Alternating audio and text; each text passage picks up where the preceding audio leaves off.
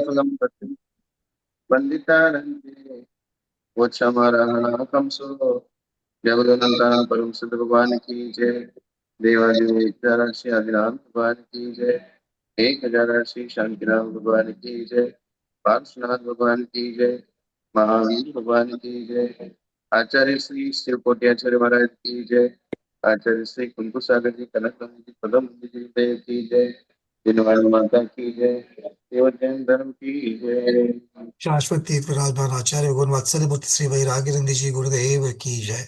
भगवान आपके श्री चरणों में हम सभी श्रद्धेय बारंबार योग शुद्धि पूर्वक नमोस्तु करते हुए आपसे विनती करते हैं कि हे भगवान, हमें अपना मोक्ष मार्ग प्रशस्त हुए इसलिए देशना दीजिए। नमोस्तु नमोस्तु आचार्य।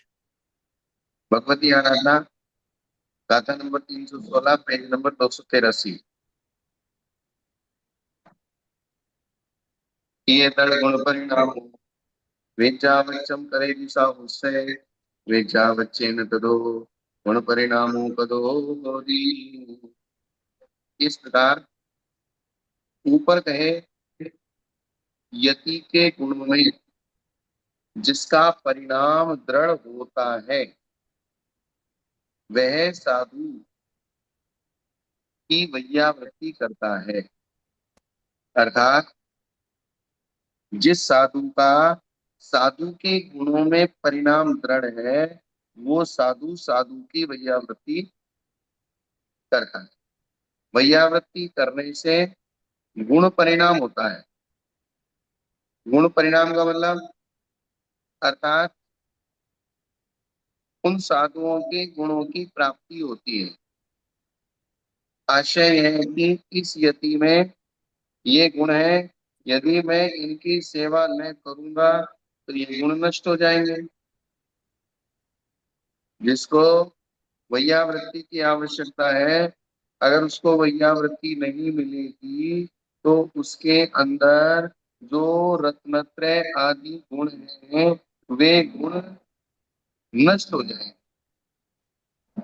इसका मतलब ये हुआ बिना सहयोग के, चाहे वो स्वयं का सहयोग हो चाहे वो अन्य का सहयोग हो, बिना सहयोग के रत्नत्रय का पालन स्थविर कल्पियों में नहीं होता। क्या? और वो सहयोग चाहे श्रावक करे और चाहे साधु करे, दोनों प्रकार से किया जा सकता है। यहाँ तो मेन साधुओं की ही बात चल रही है, श्रावक तो करता ही है। श्रावक के साथ साथ यहाँ साधु का भी विशेष मुख्य गुण और कर्तव्य बताया है कि साधु को साधु की वैयावृत्ति सेवा करनी है। ये बात जिसकी सेवा की है उसकी गुणों में परिणति होती है। आवाज आ रही है ना? आ रही भगवान। ठीक है। अर्थात वैयावृत्ति करने वाला स्वयं उन गुणों से सुवासित होता है। अर्थात वैयावृत्ति करने से वे गुण उसमें भी आ जाते हैं। और जिसका वैयावृत्ति किया जाता है वह यदि अपने गुणों से च्युत नहीं होता है। अतः अपने और दूसरों के उपकार के लिए वैयावृत्ति करना चाहिए। ऐसा वर्तमान में बहुत अलग अलग प्रकार से देखा जा रहा है कि जब किसी साधु को विशेष वैयावृत्ति की आवश्यकता होती है और उसको विशेष वैयावृत्ति नहीं मिलती है तो उसके कारण से उसका रत्नत्रय से च्युत परिणाम हो जाते हैं, रत्नत्रय से परिणाम च्युत हो जाते हैं। अर्थात वो रत्नत्रय को छोड़ देता है। ऐसे धर्म का मैं लेके क्या करूं जिस धर्म में इतनी कठोरता है और सेवा करने वाला कोई नहीं है। क्या? जी। ये बात। अतः अपने और दूसरों के उपकार के लिए वैयावृत्ति करना। जय जय गुण परिणाम हो तय तय आरूहई धम्म गुण सेड़ी वड्डति जिण वर्म के नव नव संवेग सड्डावी सड्डाए वड्डी आए वच्छल्लम भाव दो कमदी तो तिब घम घम राहो सब जग सुहावो होई। जैसे जैसे गुण परिणाम होता है, वैसे वैसे चारित्र रूप गुणों की सीढ़ी पर चढ़ता है, और जिनेन्द्र के मार्ग में नई नई संसार वीरता और श्रद्धा भी बढ़ती है। अर्थात ज्ञान का अभ्यास करने से नया नया ज्ञान बढ़ता है, नया नया ज्ञान बढ़ता है तो नई नई श्रद्धा भी बढ़ती है, नई नई श्रद्धा बढ़ती है तो नया नया संसार भीरुता उत्पन्न होती है। अर्थात जिस समय हमने पुराने जमाने में वैराग्य हुआ था, दीक्षा हुआ था, वो तो पुराना हो चुका।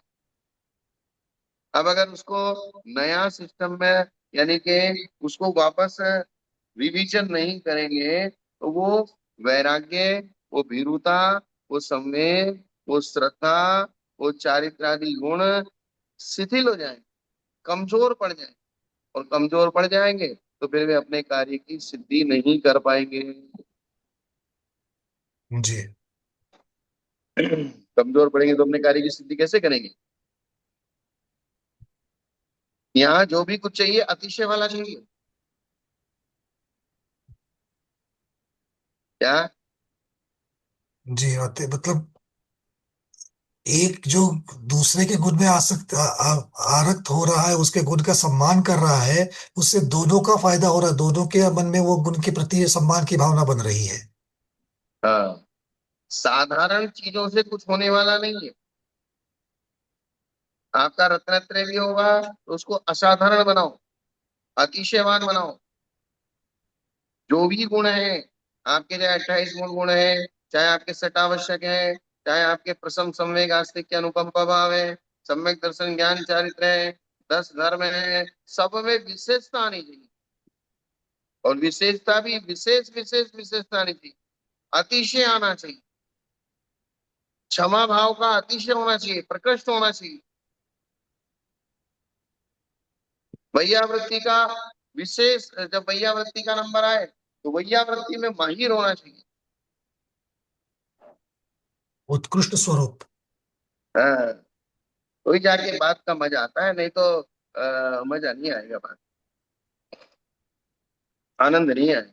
घर गृहस्थी में भी वही है भगवान, अगर भोजन करे, अगर किसी के लिए भोजन बनाए, अगर वो भोजन उत्कृष्ट बना है तो ही तो तृप्ति होती है, नहीं तो नहीं होती है। हाँ, नहीं तो फिर सीधी दाल रोटी सब्जी, दाल रोटी, बोले रोज रोज दाल रोटी सब्जी, दाल रोटी सब्जी, दाल रोटी सब्जी। आटा गेहूं तो वही है, लेकिन आटे गेहूं को अलग अलग प्रकार से बनाओ। जी। दूध वही है, लेकिन दूध को रोज अलग अलग प्रकार से बनाओ। बेसन एक ही है, लेकिन बेसन की 1000 चीजें बनती है, दूध की 1000 चीजें बनती है। ऐसे ही आपका ज्ञान है, ठीक है, 28 गुण गुण धारण कर लिया, लेकिन उसको नया नया बनाओ, उन्हें विशेषता लाओ।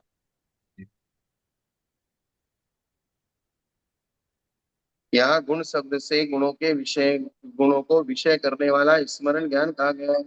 तभी अर्थ होता है, जैसे जैसे यति के गुणों का स्मरण होता है, वैसे वैसे चारित्र गुण पर चढ़ता जाता है। जो यति के गुणों को भूल जाता है, वह उसमें प्रयत्न कैसे करेगा? उनके गुणों का स्मरण करने से उनमें रुचि पैदा होती है। भव्य जीव गुणों के अनुरागी होते हैं। संसार से भय और श्रद्धा यति को रत्नत्रय में दृढ़ करता है। भव्य होने का और निकट भव्य होने का जो लक्षण है, या जो पैमाना है, वो यही है कि आपको गुण अच्छे लगते हैं। और आपको गुण अच्छे नहीं लगते हैं, इसका मतलब अभी आपका मोक्ष दूर है, तभी जी। कर्मों का मंद उदय नहीं है। संसार से भय और श्रद्धा ये रत्नत्रय में दृढ़ करती है। इस कारण से श्रद्धा गुण का विधान किया। आगे कहते हैं कि गुणों के स्मरण से उनमें रुचि होती है। रुचि बढ़ने पर सम्यक दर्शन का वात्सल्य नामक गुण बढ़ता है। रुचि होने पर सम्यक दर्शन का वात्सल्य रब गुण। वात्सल्य। श्रद्धा के बढ़ने पर मुनि मन से वात्सल्य करते हैं। एक तो करना पड़ता है, और एक करते हैं। जब करते हैं तब सही सेवा वैयावृत्ति हो सकती है। और जब करना पड़ता है, कोई काम किसी को करना पड़ता है ऐसा सोच के उसको भेज दिया गया, और उसके दिमाग में है ही नहीं विश्वास, तो फिर वो काम करके नहीं आएगा, काम बिगाड़ के आएगा। उससे तो आपको ऐसा लगेगा अपन ही चले जाते वही अच्छा रहता। जी। क्या? एक काम करना है और एक काम करना पड़ना, दोनों चीजें अलग अलग है। हाँ। तो जहाँ जिसको काम करना पड़ता है, एक दो वाक्य में इसको समझ लो, तो उसको भेजने से कोई फायदा नहीं है काम करने के लिए। इससे तो खुद कर लो, नहीं तो वो करके आएगा, बिगाड़ के आएगा, तुमको डबल पुरुषार्थ करना। और वो जबरदस्ती आपके ऊपर एहसान रखेगा, मैं तुम्हारे कहने से गया। क्या? एहसान भी जता है और काम भी नहीं हुआ, अपने को डबल काम करना पड़ा, मतलब वो और कार्य अपने सफल ही नहीं बराबर। होगा। हाँ। और कार्य सफल नहीं होगा तो अतिशयता कहाँ से आएगी, वो तो दूर ही रहेगी ये बात। श्रद्धा के बढ़ने पर मुनि मन से वात्सल्य करते हैं, उससे धर्म में तीव्र राग होता है। धर्म में तीव्र राग समस्त जगत में जो इंद्रिय जन्य और अतीन्द्रिय सुख है उसे लाता है। क्या कितनी बात। महत्वपूर्ण लाइन है ये।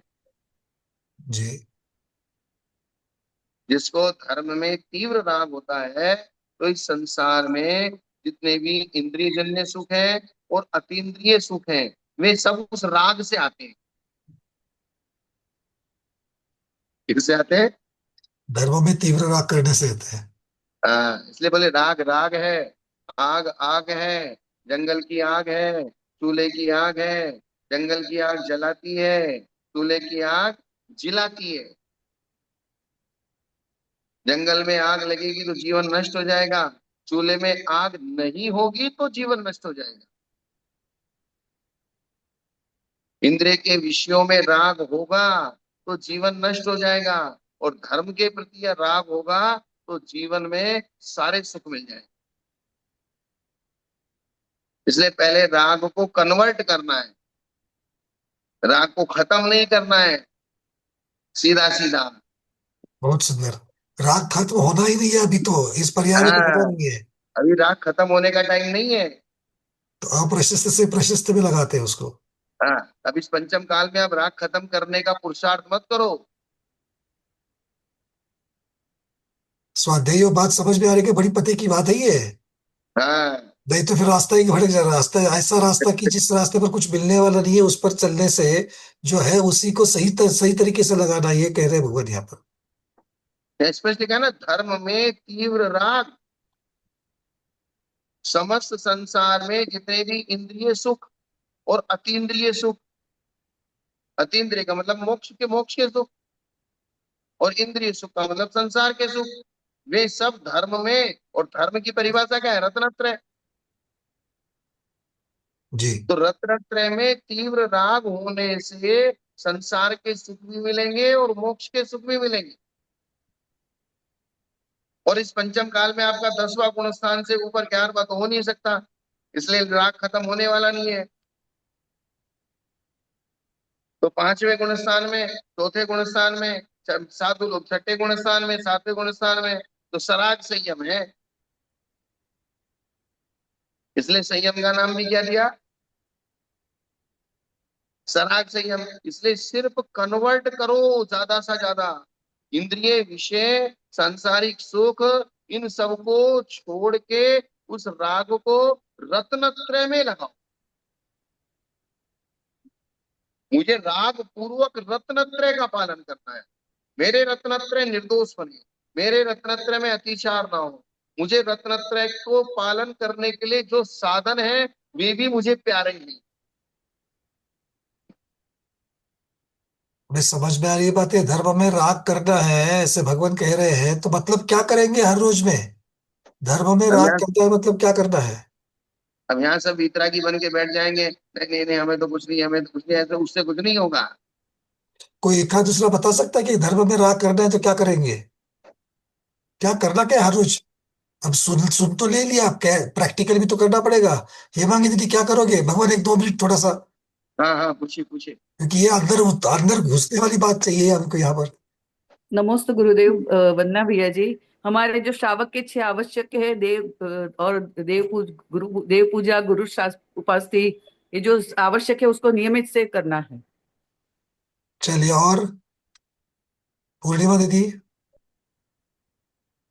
नमस्ते महाराज जी, वंदा भैया। 6 आवश्यकता करना है वो तो आवश्यक है ही सही, लेकिन इसके अलावा गुरु को है ना हार दान देना है, दैनिक पूजा करना है, स्वाध्याय भी करना है और संयम को आगे बढ़ाना है। और जो हम ज्ञान प्राप्त करें उसको हम चारित्र में उतारना है। सबसे बड़ी बात ये है। कितना से आवश्यक सभी हो गया रत्नत्रय पे। और बढ़िया, और क्या क्या करेंगे ऋतु दीदी? एक तो ज्यादा नहीं करेंगी चर्चा, और अब विषय आगे बढ़ाना है। जल्दी जल्दी ऋतु दीदी, आपको क्या लग रहा है? अच्छा, सब लोग अच्छा बोल रहे हैं, और क्या? पूर्णिमा दीदी ने जो कहा यही कहना था भैया जी। नमस्ते महाराज जी। अच्छा, अरविंद जी, आप क्या क्या करना चाहोगे? नमस्ते महाराज वंदना भैया जी। बस धीरे धीरे संसार से मुक्त हो ले, मतलब घर से बाहर निकल के चौका लेके बाहर जाओ, साधु के संपर्क में रहो, उनके स्वाध्याय से डिस्कशन करो। और जैसे जैसे अपना संसार से मतलब मुक्त होना है तो घर से निकलना पड़ेगा, तो ही अपन कर सकेंगे। देखो, ये सारी बातें आप जो कह रहे हैं ना, वो नमोस्तु वाली बातें हैं। मतलब ये बहुत अच्छी अच्छी अच्छी अच्छी बातें हैं, है ना? और अच्छी अच्छी बातें करने के लिए हमको समय नहीं मिलता है। तो आचार्य भगवान ने एक बात बहुत सुंदर यहाँ पर कही है कि जो अप्रशस्त चीजें हैं उनको ही प्रशस्त में बदलो। हम्म। मतलब अगर मुझे बहुत देर गप्पे मारने की अगर मुझ में आदत है, अप्रशस्त है कि नहीं है? बिल्कुल। गप्पे मारने की आदत है, तो भाई बोलना है तो बोल, किंतु क्या बोल? उसी बोलने की आदत को धर्म में लगा। मतलब भगवान की बातें कर, धर्म की बातें कर, ज्ञान सम्यक ज्ञान की बातें कर, गुरु के चारित्र की बातें कर, गुरु के गुण का गुणगान कर, भगवान का गुणगान कर। तो ये अप्रशस्त से प्रशस्त में ला गया। हर रोज हम लोग पेट भरने के लिए, रसना इंद्रिय की तृप्ति के लिए हम इंद्रियों का उपयोग कर रहे हैं। तो भोजन अभी भी करना है, भोजन नहीं छोड़ना है। भोजन को अप्रशस्त से प्रशस्त में कैसे लाएंगे? तो ये भोजन मैं क्यों कर रहा हूं? इससे मुझे इस शरीर से, जैसे मुनि महाराज करते हैं, आचार्य महाराज कहते हैं कि ये मैं आहार क्यों कर रहा हूं? तो मेरे रत्नत्रय में ये शरीर मुझे काम देने वाला है, तो मेरी भावना बदलनी है। अब तक मैं शरीर को पुष्ट करने के लिए जो कर रहा था वही भोजन अब मुझे, तो ये रत्नत्रय में राग हो रहा है। अप्रशस्त चीजों को, नई नई चीजें नहीं करनी हमको। यहां पर जो हम लोग अप्रशस्त में लगे हुए हैं उसको प्रशस्त में कन्वर्ट करना, ये बहुत बारीक बात है और बहुत लगती सहज है, पुरुषार्थ वाली बात है। भगवान आप आगे बढ़ाइए इसको। हाँ, मतलब ना तो खाना छोड़ना है, ना पीना छोड़ना है, ना बोलना छोड़ना है, कुछ भी नहीं छोड़ना है। सब कुछ करना है, लेकिन सब कुछ रत्नत्रय के लिए करना है। किसके लिए करना है? रत्नत्रय के लिए। मतलब अब मेरे हर कोई बात मेरी हो, मन की हो, वचन की हो, कार्य की हो, वो मुझे मोक्ष मार्ग में लेके जाने वाली हो, इस तरफ करता है। भोजन करना है तो मेरा भोजन से जो शरीर में एनर्जी मिल रही है तो मैं अच्छे से घंटा 2 घंटा भगवान की भक्ति करूं। मैं अच्छे से स्वाध्याय करने की ताकत मेरे अंदर आए, सामायिक करने की ताकत मेरे अंदर आए, इसलिए मैं भोजन कर रहा हूँ। मुझे अच्छा अच्छा खाना चाहिए, ताकतवर खाना चाहिए। ताकत किसके लिए चाहिए? 2 घंटा खड़े होकर सामायिक करनी है। बस ये बड़े बड़े 6 आवश्यक तो हम लोग हर रोज कर ही रहे हैं, किंतु उसके लिए कितना समय दे रहे हैं? 22 घंटे, 24 घंटे में से। और ज्यादा मैं समय हमारा जो अशुभ में जा रहा है, उस अशुभ को ही, चलो भाई आपको टीवी देखना है ना, कोई बात नहीं, टीवी देखो, बट टीवी में देखना क्या है? यूट्यूब के ऊपर बहुत अच्छे अच्छे आपको प्रवचन देखने के लिए मिल रहे हैं। यूट्यूब के आपको बहुत सारे अभिषेक पूजन देखने के लिए मिल रहे हैं। अच्छे अच्छे चीजों को सुनने को मिल रहा है, कथाएं देखने को मिल रही है। आपको 3 लोग का ज्ञान वहां पर, भूगोल के बहुत अच्छे अच्छे वीडियोस है। तो टीवी देखना बंद नहीं करना है, टीवी में क्या देखना है ये विषय बदलना है। ये अभी महत्वपूर्ण। मेरा कर्म कांड का स्वाध्याय यूट्यूब पे डालना चालू करवाया है। अब देखो, ये और एक अनुभूति हम लोगों को मिल जाएगी। तो जिसको अपना अपना समय है ना, समय के अनुसार कर्मकांड आप लोगों की बहुत अच्छी, बहुत दिन से मांगती, तो पढ़ लो। कर्मकांड गुरुदेव के मुखार में से सुनने को मिल नहीं, रहा है। बहुत बहुत अच्छा स्वाध्याय चल रहा है। अभी तक 50 गाथाएं हो चुकी, जी। और 50 गाथाएं हो चुकी। आदिमती जी का, माता जी का कर्मकांड जो है उसकी अच्छा स्वाध्याय चल रहा है। मैं महाराज को बोलूंगा वो यूट्यूब का लिंक आपको डाल देंगे, और जी, पंकज जी को, और आप अपने हिसाब से डाल देना। चारों ग्रुप के ऊपर मैं उसको स्प्रेड कर दूंगा। जिन जिन को भी स्वाध्याय को चाहिए तो यूट्यूब यूट्यूब का लिंक है, उनको दे देना। जी। क्योंकि मेरे पास साधन नहीं है। हमारे पास 2 महाराज आते हैं, शिवानंद और प्रश्मानंद जी। वो 1 2 दिन आए थे ना शाम को क्लास में। जी। जी। तो उनके पास कैमरे वाला है, वीडियो वाला है, तो वो आके लगा देता है, तो वो अच्छे से रिकॉर्ड करके उसको सेटिंग करके डाला। बहुत सुंदर। भगवान उसको यूट्यूब पर आ जाएगा तो सब लोग उनको सुनने को पूरे, और अपने अपने, जब भी किसी की जिज्ञासा भी उठती तो जाकर के उसको पढ़ सकते हैं, इसको देख सकते हाँ, उसको आप सुन लीजिए। सुनने में और कोई जिज्ञासा आपको जागृत होगी तो उसका समाधान कर लेंगे। हैं। जी। ये जी, मतलब अपने को वर्तमान काल में जिस प्रकार से अध्यात्म योगी नहीं बनना अभी। क्या? वो अभी बहुत, शुभोपयोगी बनना है। हाँ, अभी क्या बनना है? शुभोपयोगी बनना है। और अध्यात्म योगी का लक्ष्य रखना है। बहुत सुंदर। क्योंकि अध्यात्म योगी आप बन नहीं सकते। शुभोपयोगी बन सकते हैं, अशुभोपयोगी छोड़ के, क्योंकि दो ही उपयोग होते हैं वर्तमान में, शुभोपयोग अशुभोपयोग। शुद्धोपयोग किसी के नहीं होता। अशुभ योग से छोड़ना या उसके बचना ही शुभ उपयोग हो, ऐसे हो जाएगा। हाँ। और उस वीतरागता का लक्ष्य रखना है, मुझे वीतराग बनना है। जी, क्योंकि शुभ में ही अटक के नहीं पड़ना है, आगे हमारा लक्ष्य जो है वो वीतरागता है। लक्ष्य वीतरागता का है, लेकिन वर्तमान में जो क्रिया हो सकती है वो शुभोपयोग की हो सकती है। शुभ राग हो सकता है, प्रशस्त राग हो सकता है। इससे आगे अपन नहीं जा सकते। ये वर्तमान की हमारी द्रव्य क्षेत्र काल की परिस्थितियां हैं। उससे जो परिस्थिति हम वर्तमान में हमारी है, उस परिस्थिति के अनुसार जो हम कर सकते हैं, उससे आगे करने का पुरुषार्थ करेंगे तो वो पुरुषार्थ व्यर्थ जाएगा। क्या? बिल्कुल। मेरे जो पास, हम नहीं जो हम नहीं कर सकते हैं उसको करने का प्रयास करेंगे तो वो पुरुषार्थ बेकार जाएगा, टाइम वेस्ट हो जाएगा। मेरे पास इसीलिए मेरे पास गुलाब जामुन बनाने की सामग्री ही नहीं है। कोई बात नहीं, आगे जब सामग्री आएगी तब गुलाब जामुन बनाएंगे, किंतु आज मेरे पास आटा है, आटे से मैं हलवा बनाऊंगा। ये करने की बात है। बस। हाँ, स्वामी जी क्या कह रहे आचार्य हैं? जी कोई, हाँ, आचार्य जी कुछ कह रहे हैं। मैं ये कह रहा हूँ, ये तो हाँ हुआ, स्वामी। ये कथन तो गृहस्थ की अपेक्षा हुआ, लेकिन हमारे यहाँ व्यवहाराभाष्य और निश्चयाभाष्य ऐसा दो विषय चर्चा में आता है। हम्म। निश्चय का लक्ष्य रख करके अगर अपन व्यवहार में प्रवृत्ति करेंगे तो वह व्यवहार रत्नत्रय अथवा व्यवहार धर्म अथवा व्यवहार क्रिया साधक हो गई, क्योंकि उस साधक के बिना निश्चय रूप साध्य की प्राप्ति नहीं हो सकती। इसलिए निश्चय लक्ष्य में, निश्चय रत्नत्रय को लक्ष्य में रख करके अथवा शुद्धोपयोग लक्ष्य में रख करके अथवा अध्यात्म ध्यान साधना को लक्ष्य में रख करके व्यवहार क्रिया करे तो वह व्यवहार क्रिया का मोक्ष मार्ग में कुछ अर्थ है। दूसरी यही मैंने बोला। दूसरी दूसरी बात यह है कि सिर्फ हम निश्चय को ही प्राप्त करेंगे, बिना निश्चय के मोक्ष प्राप्त नहीं हो सकता, केवल ज्ञान नहीं प्राप्त हो सकता। इस प्रकार विचार करके व्यवहार तत्व, व्यवहार धर्म, व्यवहार कर्तव्य की उपेक्षा करे तो फिर आचार्य कहते हुए निश्चय भाष्य हो गया।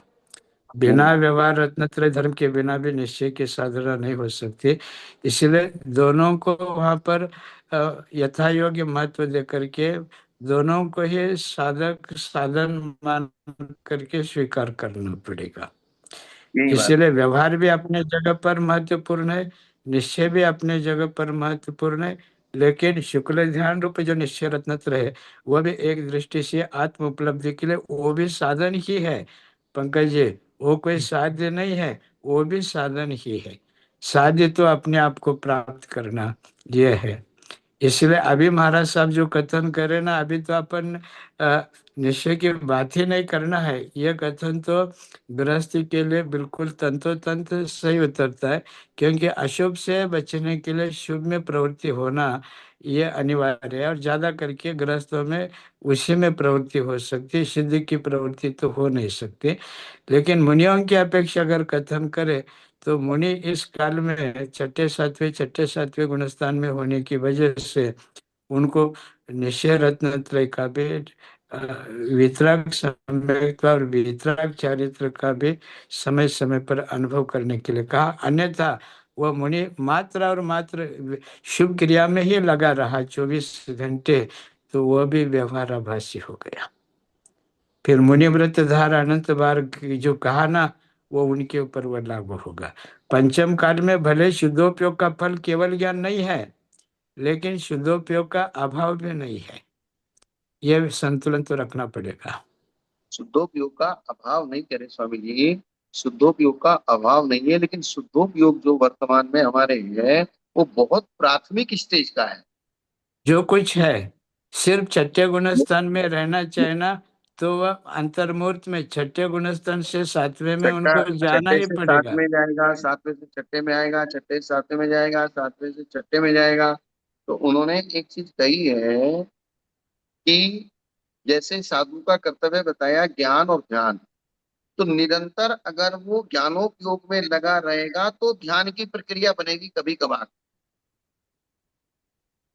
क्या?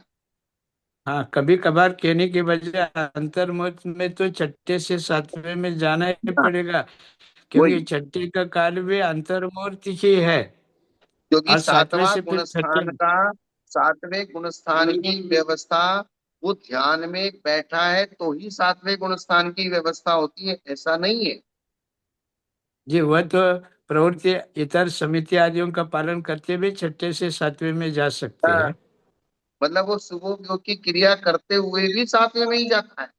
बराबर, जैसे मतलब विहार कर अब रहे आप हैं, चार स्वाध्याय। घंटा विहार कर रहे हो, अब 4 घंटा जी। विहार करोगे तो अब सातवें गुणस्थान का काल है अंतर्मुख। 2 घंटा आहार करोगे तो आहार करते करते भी सातवां गुणस्थान होगा, विहार करते करते भी बराबर। सातवां गुणस्थान होगा, वैयावृत्ति करते करते भी पूरी रात किसी साधु के पास बैठना पड़ रहा है, हाथ पैर सिर दबाना पड़ रहा है, तो भी सातवां गुणस्थान होगा।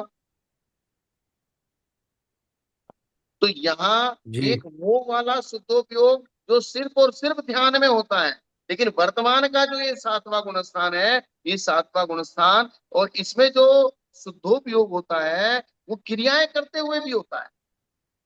माने अल्पकालिक है, यूं कहे। हाँ। जैसे आहार आहार का उत्कृष्ट काल 2.5 घंटे कहा है ना, हाँ, 6 मुहूर्त प्रमाण। तो तो अगर वो 2.5 घंटे तक लगातार आहार कर रहा है और छठे गुणस्थान का काल अंतर मुहूर्त है और सातवें में अंतर, गया नहीं तो फिर पांचवें में ही जाएगा ना। बराबर है ना।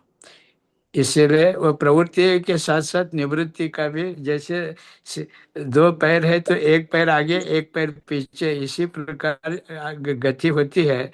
तो ऐसा ही प्रवृत्ति का इसलिए क्रम बराबर चलता रहता साधुओं है। को ये कहा माने है। प्रवृत्ति करते हाँ, करते समय निवृत्ति को नहीं भूले, ये जो क्या है छठे सातवें का अर्थ है।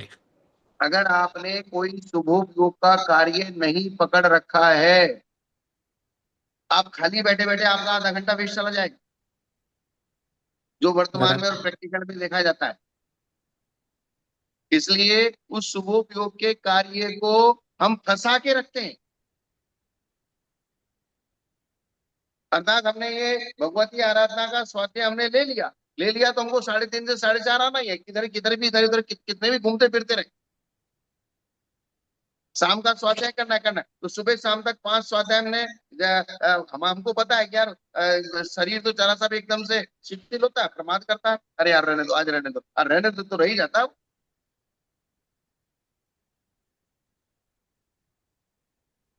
और रहने दो का काम तो ऐसा होता है, जरा सा भी शरीर ये कहता है नहीं करना ही है आज, वो फिर वही चीज 1 घंटा शिथिलता में चला जाएगा और उसको ही अगर पकड़ के रखेंगे पुरुषार्थ पूर्वक तो वो शुभोपयोग में चला जाए। क्या स्वामी जी? मेरा इसीलिए अभिप्राय ये तो नहीं है कि इस, शुद्धोपयोग नहीं होता है, शुद्धोपयोग होता है, लेकिन ज्यादा मुख्यता वर्तमान की हम साधुओं के लिए भी सटावश्यक क्रियाओं की, और उन सटावश्यक क्रियाओं को करते करते ही सातवां गुण स्थान हो। जी, यही माने मुख्यतः प्रमत्तता और और गौणता की अप्रमत्तता। अपेक्षा। यहाँ यही हाँ। प्रमत्तता और अप्रमत्तता होगी। हाँ।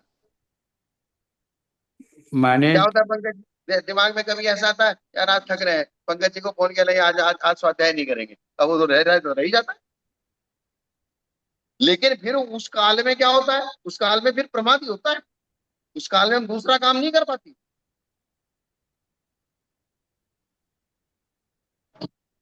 ऐसा हमारा प्रैक्टिकल जो एक चीज चलती है ना। और रही बात कि हम 2-2 घंटा बैठ गए सामायिक में ध्यान करें, वो करें कि कुछ भी चीज ना हो, या कुछ सब्जेक्ट मैटर हमारे पास ना हो, तो बिना मैटर के हम 2 घंटा भी नहीं बैठ सकते। नहीं बैठ सकते पक्का। अब कोई बैठ सकता हो तो बात अलग है, लेकिन हम अपनी परिस्थिति बता रहे हैं। देखो 2 घंटा बैठना दिख रहा है, अंदर में तो हम बिजी हो रहे हैं ना, तो बिजी होने के लिए विषय चाहिए कि नहीं चाहिए?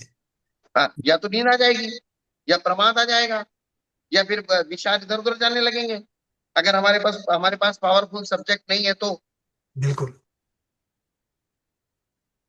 इसीलिए एक बार हम, इसीलिए हाँ स्वामी भगवती जी, आराधना में भी आया होगा, हाँ स्वाध्याय स्वाध्याय परमम तप कहा। हाँ, माने 6 कर्तव्य में ये जो है स्वाध्याय को परम तप के अंतर्गत रखा, हम्म।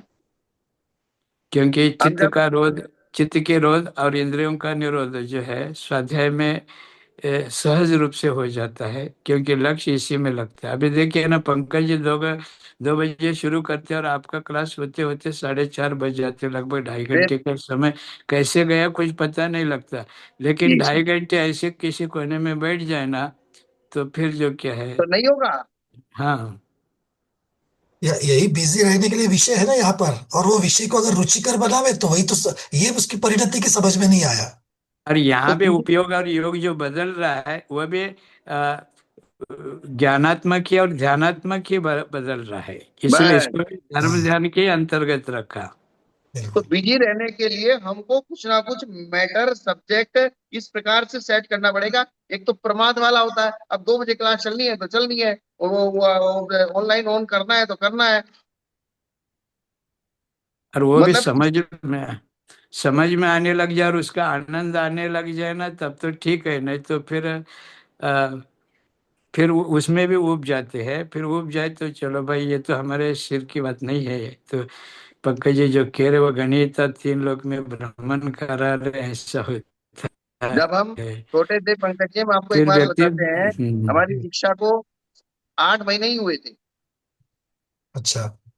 तो निवाई में एक लाला जी थे, वे, उनकी आंखें नहीं थी दोनों, आंखों से दिखता नहीं था, लेकिन उनको स्वाध्याय की बहुत रुचि थी। सिर्फ सुनते थे, स्वाध्याय सिर्फ सुनते थे, और सब चीज उनकी स्मरण शक्ति में पावरफुल तरीके से रहती। हम नए नए दीक्षार्थी थे, नई नई दीक्षा हुई थी, तो वो हमारे पास, हम उनको अपने पास बैठाते थे, हम उनको स्वाध्याय सुनाते थे और वो समझाते थे। क्या बात है।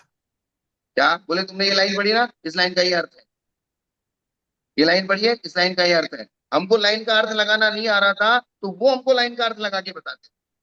और आंख एक दिन है, से दिखता नहीं था उनको। हाँ, आंखों से दिखता नहीं स्वामी था। जी निवाई हाँ, में हम निवाई लोग में, 6 मास किए थे संघ से अलग। आप लोग उधर बाबा महाराज वगैरह लावा गए थे, उधर गए थे हाँ हाँ, उसी उसी नावा समय, जा सुकमानंदी जी का जन्मभूमि है, उधर जो है चौमासा था और हमारा निवाई में था। तभी इसी भगवती आराधना को मैं स्वाध्याय में लेता था गृहस्थों के बीच। और सौभाग्य कहता हूँ, तब भी मैं भगवती आराधना ही हम्म, पढ़ाता था, गुप्ती नंदी को हम्म, पढ़ाता था। और लाला जी आकर के बैठते थे, आंख से बिल्कुल ही उनको दिखता ही नहीं था, लेकिन इतना गहन अध्ययन करते थे। धवला आदि ग्रंथों का, जीव कांड कर्म कांड की भी चर्चा करते थे। वो सुन सुन करके उनको ज्ञान हुआ था। तो ये, महाराज साहब जो और कह रहे हैं बिल्कुल सही कह रहे हैं आप। पर्यूषण पर में तत्वार सूत्र बिना मुझे बानी, यानी कि बिना देखे, आंखें तो थी नहीं, पूरा 10 के 10 अध्याय पढ़ते थे। जब एक बार हमारी चर्चा हुई, मेन बात जो है इसमें, मेन मेन बात ये है कि उन्होंने एक दिन हमसे पूछा, बोले आप सामायिक कैसे करते हो, सामायिक में क्या सोचते हो या क्या करते हो। तो हमने शायद जो बता दिया, हम तो बस अपना सामायिक, आप जो चैत्य भक्ति पंचगुरु भक्ति हुई, चैत्य भक्ति पंचगुरु भक्ति पढ़ ली, और पढ़ने के बाद आंख बंद करके बैठ जाते हैं। बोले फिर क्या सोचते हो, बोले कुछ भी नहीं सोचते। बोले हम सामायिक में बैठे बस। बोले ये आप जो कह रहे हो ना, कुछ भी नहीं सोचते हैं, बोले ये आपका प्रमाद है। क्या है, बोले ये सामायिक नहीं है, ये प्रमाद है। बात समझ रहे हैं ना मेरी। बिल्कुल बिल्कुल, ये भी मतलब बैठना प्रसामायिक नहीं है, उसके अंदर विचार किसका चल रहा है, चिंतन किसका चल रहा है, विषय क्या हाँ, महत्वपूर्ण है। वो जब तक ज्ञान की धाराएं नहीं चलेगी, ज्ञान की धाराएं किसी एक विषय के ऊपर, आप विषय को पकड़ के नहीं बैठोगे। आप बस पहले आंख बंद कर लिया और बैठ गया, बोले क्या सोच रहे हो, बोले कुछ भी नहीं सोच रहे, बोले बस सामायिक में बैठे, टाइम पूरा हो गया। बोले सामायिक नहीं है, ये प्रमाद है। और कुछ भी सोच नहीं रहे ऐसा होता ही नहीं है, वो अप्रशस्त चीजें ही सोचने में आती है तो। हाँ, फिर जब हम कुछ नहीं सोचते हैं शास्त्र का, तो संस्कार वश अप्रशस्त चीजें ही ध्यान में आती क्योंकि या तो शुभोपयोग होना है, नहीं तो अशुभ उपयोग होना है, दोनों में से एक ही है। हैं। हाँ, उपयोग तो कोई होना है, और शुभ शुभ चीजें हम सोच नहीं रहे हैं, क्योंकि उनको पुरुषार्थ पूर्वक सोचना पड़ता है। बिल्कुल। उनको पुरुषार्थ तो बिना पुरुषार्थ के क्या आएगा दिमाग में? बिना पुरुषार्थ के अप्रशस्त जो है संस्कार वश लेकर के आए हैं वही होगा। हाँ, जो जो अनादि काल के संस्कार बैठे हुए हैं वो संस्कार आएगा। ये हर कोई यहाँ पर बैठा हुआ सोच सकता है, समझ सकता है, इसकी अनुभूति कर सकता है। सिर्फ खाली बैठो और आप जो ज्ञान की बातें है सब में ज्ञान की बातें अगर वो नहीं सोचेगा तो आपको दिमाग में क्या आएगा? अपने आप आ हाँ, जाएगा, अपने आप आ जाएगा। उसको कोई पुरुषार्थ करने की जरूरत नहीं है उसके लिए। बोले ये प्रमाद है, ये सामायिक नहीं है। बहुत बढ़िया बात है ये। सही बात, क्योंकि स्वामी जी आप सही कह रहे हैं, क्योंकि हाँ, पहले शुक्ल ध्यान में भी प्रत्यक्ष वितर्क की एकत्व जो शुक्ल ध्यान है, वो शुक्ल ध्यान में भी कुछ न कुछ श्रुत का आलम्बन लिया जाता है, शायद हाँ, योग के रूप में भी, और श्रुत का वितर्क जो कहा गया, सविचार कहा गया, तो शुक्ल ध्यान वाला भी किसी न किसी श्रुत का आलम्बन लेता है।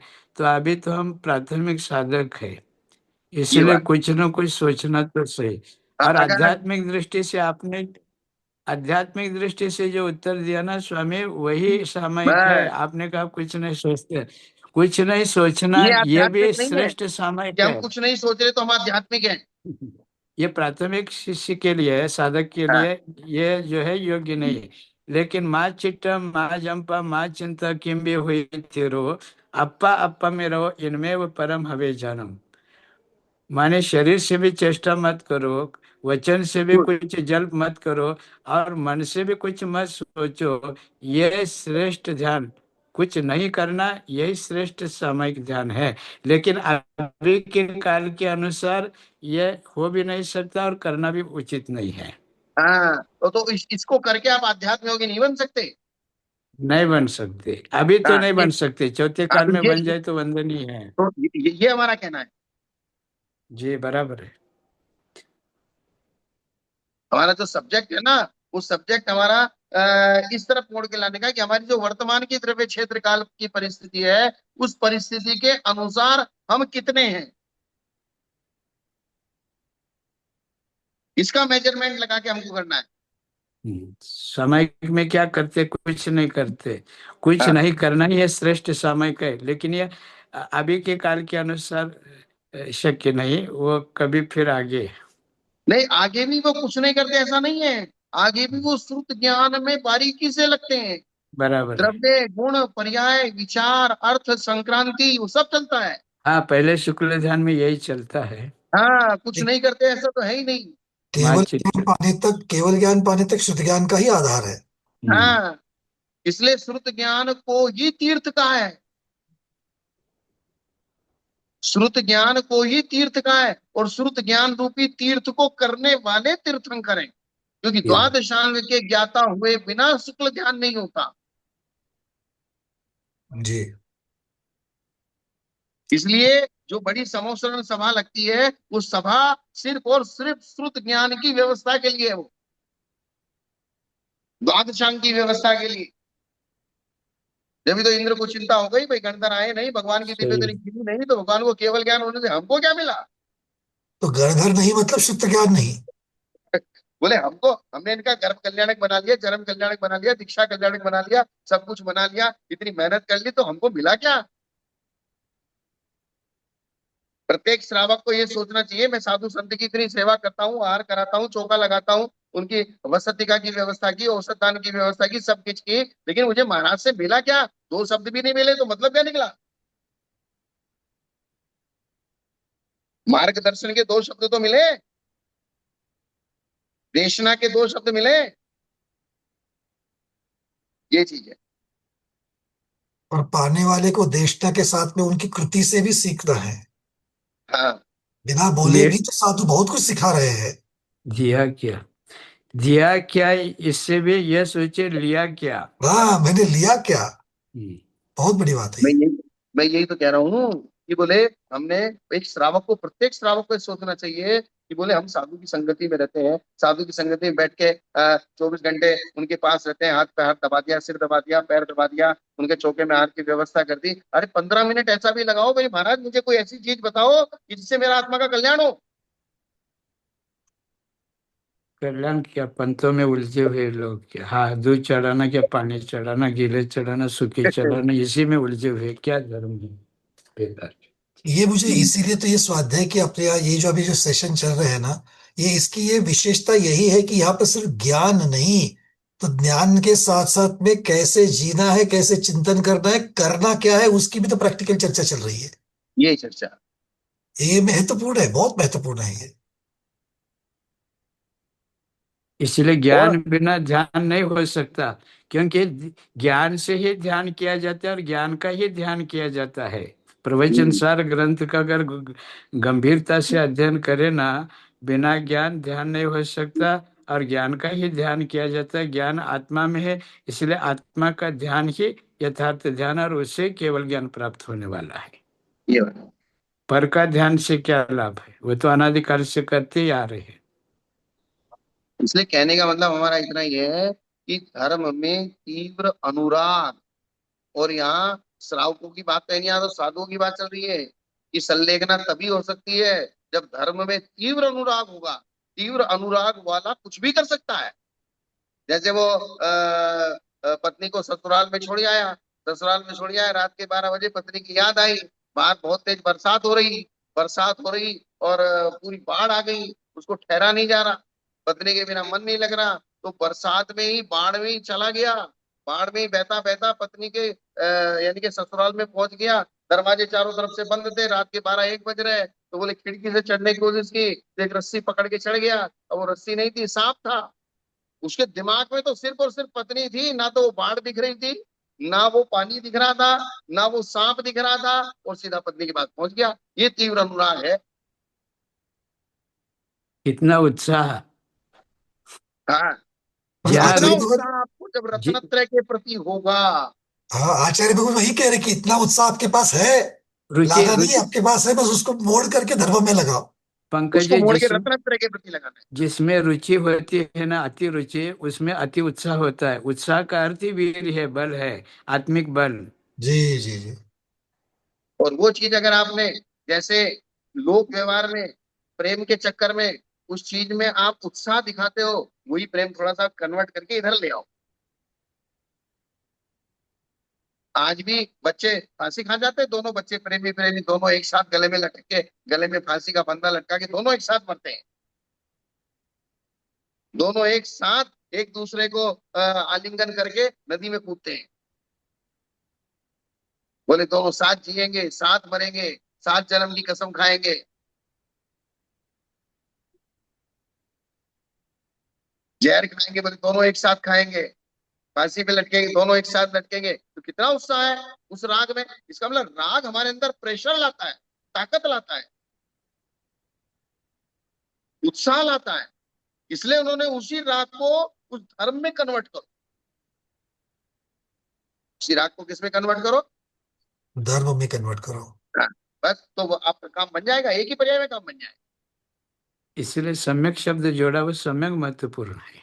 हाँ, क्योंकि एक आप कल्पना करो, सियार ने एक ही पर्याय में रात्रि भोजन का त्याग किया, पानी के पास पड़ा रहा, पानी की प्यास से ही मर गया। इसका मतलब वो उसकी कितनी तीव्र वेदना प्यास की होगी, और अगले पर्याय में ही सेठ बना और मोक्ष चला गया, एक ही पर्याय में।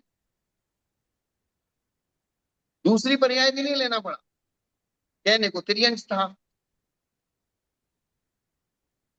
लेकिन नहीं, रात्रि में पानी नहीं पीना तो नहीं पीना, और रात्रि थी भी नहीं। रातों दिन बावड़ी के अंदर जाता था, बाहर निकलता था, जाता था, बाहर निकलता था, जाता था, बाहर निकलता था। बाहर दिन है, पानी जहां पीना है वहां अंधेरा है, तो दिन तो वहां चाहिए जहां पानी है, उसको दिन कहाँ चाहिए? बिल्कुल, जहाँ पानी है वहीं पर, जहाँ पानी पीना है वहां दिन चाहिए।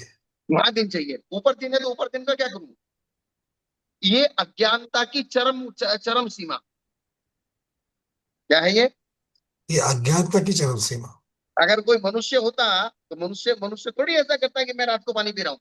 और मनुष्य तो ये भी कहते हैं कि अरे बादल आ गए, बादल में छिपा है, दिन अभी भी है। हाँ, दिन अभी भी है, तो वो तो पी लेता। लेकिन वो सियार अगर पी लेता तो उसके दिमाग में मेंटेलिटी क्या थी? मैंने रात को पी लिया। क्या? बिल्कुल, मतलब वो उसका ध्यान उस तरफ था, सावधानता की तरफ था कि अंधेरा है तो रात है। इसलिए साधुओं को कहा है, चौके में आप जाते हो, भोजन करते हो, अगर आपको शंका हो गई ये चीज शुद्ध नहीं है, फिर भी आप खा रहे हो और वो वास्तव में शुद्ध थी, तो आपको तो अशुद्ध का ही दोष लगेगा। शंका करने से अशुद्ध का ही दोष लगा। हाँ, आपको शुद्ध खाने का दोष, शुद्ध खाने का पुण्य नहीं लगेगा। आपकी आसक्ति प्रकट दिखाई देगी कि आपने अशुद्ध होते हुए भी उसको खा लिया, आप छोड़ नहीं पा रहे उसको। ये बात हो गया ना। स्वाध्याय भाई हमको भी लगाना है। जहां पर जैन भोजन कर रहे हो और अगर किसी में सब्जी में अगर दिमाग में आता है कि अरे इसमें जो मसाला डला है वो मसाले में तो ऑनियन पाउडर नहीं ना, ऐसा दिमाग में आता है, उसको छोड़ना चाहिए। अगर नहीं ठीक है, नहीं होता आजकल ऐसा नहीं, अगर है तो हमने थोड़ी देखा है, ये बोल करके खा लिया तो खत्म बात। ये बात यहाँ पर सोच लो, ये बात गुरुदेव वही बता रहे हैं। ये उनके लिए नहीं, हम लोगों के लिए भी लागू होती है, अपने सारे व्रतों में लागू होती है।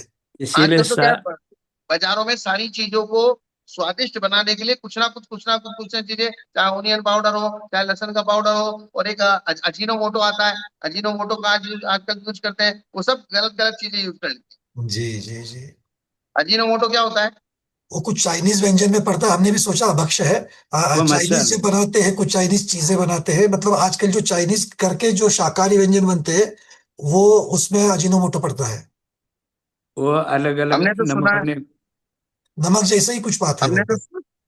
हमने तो सुना है अजीनोमोटो चर्बी से बनता है, वो बनता चर्बी का बहुत। अभक्ष्य है, ये पक्का है, अभक्ष्य है वो पक्का है। हाँ, और उसके बिना चाइनीज व्यंजन नहीं बनते। वही। ठीक है पंकज जी। जी, गुरुदेव सुदत्त सागर जी महाराज उपाध्याय भगवान में विराजमान है। और हमें अभी यहाँ पर पता चला कि कल उनका पंचम दीक्षा दिन था, तो दर्शन भी कर लेते हैं और उनके उत्तम रत्नत्रय की भी कामना कर लेते हैं। जय हो स्वामी उपाध्याय जी, भगवान सुदत्त सागर जी महाराज की जय। भगवान आपके पंचम दीक्षा दिन पर आपके उत्तम रत्नत्रय की कामना करते हुए आपके श्री चरणों में बारंबार नमोस्तु नमोस्तु नमोस्तु भगवान। अच्छा, आज स्वामी का जी। आपका पांचवा गुरुदेव दीक्षा दिवस है। हाँ, जी गुरुदेव, पूर्ण हो गए हैं। बढ़िया बढ़िया बढ़िया। आपकी दीक्षा किससे हुई? छठवें में प्रवेश किया है। हैं? छठवें में प्रवेश किया है गुरुदेव, 5 पूर्ण हो चुके। आपकी दीक्षा किससे हुई? आचार्य गुरुदेव सिद्धांत सर जी महाराज, अच्छा, बुंदेलखंड ठीक केसरी। ठीक ठीक ठीक ठीक ठीक। स्वामी जी बहुत बहुत शुभकामनाएं आपको। 5 साल नहीं, 50 साल आप संयम का पालन करें, और हमारे लायक जैसा कुछ सेवा हो तो जरूर बताते रहें। जी गुरुदेव, आपके आशीर्वाद से स्वस्थ हूँ, निरंतर स्वास्थ्य लाभ हो रहा है, चलो 50, बढ़िया है। कार्य निरंतर कार्य कर रही है। हाँ 50। स्वामी जी, विद्यानंद जी। हाँ जी स्वामी जी, ये मैं भी सुदत्त सागर महाराज जी को शुभेच्छा देता हूँ कि आपका आरोग्य भी अच्छा रहे और आपका आध्यात्मिक भाव भी उत्तर उत्तर विकसित होता रहे। स्वाध्याय करते रहे, स्वाध्याय में जो आनंद है वो स्वाध्याय में आनंद है। नमस्तु प्रति नमस्तु स्वामी गुरुदेव। जी। गुरुदेव, ये जिज्ञासा है, जो सीआर की जो घटना हाँ, आई है, ये प्रीतिकर नाम के राजकुमार की ही तो है। क्या मतलब? प्रीतिंग, प्रीतिंग का राजकुमार नाम की, के, हाँ वही है, हाँ वही वही वही प्रीतिंग का राजकुमार। वही। तो उन्होंने मात्र एक ही भाव धारण किया, मतलब सीआर की पर्याय में मात्र रात्रि भोजन त्याग किया था, हाँ हाँ, तो उसके अगले भाव में फिर वे सेठ बने। प्रीतिंकर सेठ बने और उसी भाव से दीक्षा लेके मोक्ष ले गए।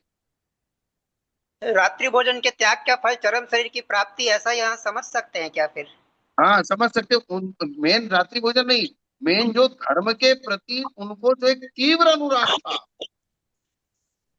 वो जी जी। तीव्र अनुराग उनको लेके गया। रात्रि भोजन तो बहुत सारे लोग करते हैं, लेकिन रात्रि भोजन का त्याग करने मात्र से तीव्र अनुराग हो ऐसा जरूरी नहीं है। यहाँ बात है तीव्र अनुराग की। अच्छा जी। जैसे मैं हम लोग तो रात्रि भोजन जन्म जाति नहीं करते। आप लोगों ने कहा हमको 40 साल रात्रि भोजन का त्याग किए हुए हो गया, रात्रि में पानी भी नहीं पिया कभी, लेकिन आपके लिए वो सामान्य प्रक्रिया है। अच्छा, मनुष्य के लिए सामान्य तिरंज की अपेक्षा श्रेष्ठ है। हाँ वो तो विशेषता है कि क्योंकि वो उस प्रकार से नहीं कर पाता, जैसे उसके अनुव्रत धारण करना भी उसके लिए विशेष है। जी। जो जिस चीज के जो व्यक्ति जिस चीज के लिए कैपेबल नहीं है और फिर भी वो पुरुषार्थ पूर्वक उस चीज को पालन करता है तो वो विशेष कहलाता है।